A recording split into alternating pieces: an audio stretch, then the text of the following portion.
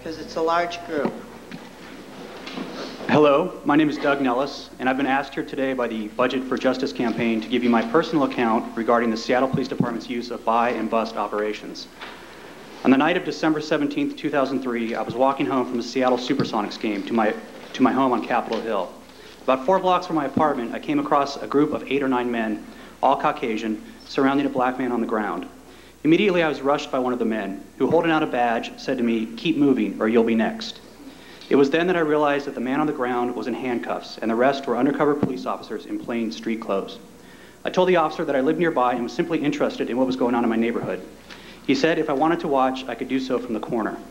So I walked to the corner and watched. 3 patrol cars pulled up to the scene. In total, there were about a dozen officers dealing with this one individual handcuffed on the ground for about 20 minutes, several man-hours. I would come to find out later that this man was arrested for allegedly selling 0.3 grams of cocaine to an undercover police officer. Street value, $50. The man in handcuffs was put into a patrol car and driven away. The other officers, uniformed and undercover, left the scene, and so did I. I walked up towards Broadway and through the neighborhood.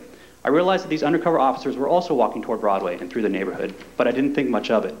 What I did not realize was that the same officer who had earlier warned me to keep moving or you'll be next had started to follow me. And after a few blocks, he came up from behind me and demanded that I take my hands out of my pockets. Several of the other plainclothed officers quickly surrounded me as well.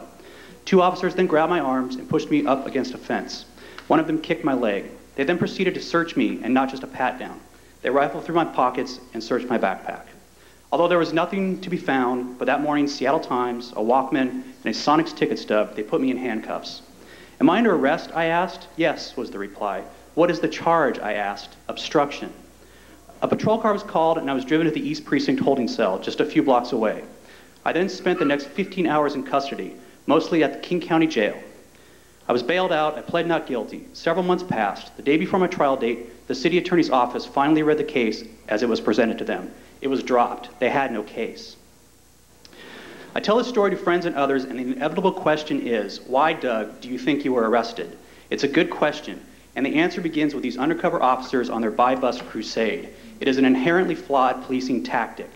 You take a group of men who, by definition, must be young enough to fit the street profile of a drug buyer or seller, and are therefore going to possess relatively little police experience. You put them in a situation where they are forced to fit in on the streets, walk tough, and talk tough, so they won't reveal themselves as law enforcement officers. You tell them to hit the streets and look for trouble, buy drugs, sell drugs, search, seize, and arrest. Conceivably, every person they encounter is a potential criminal.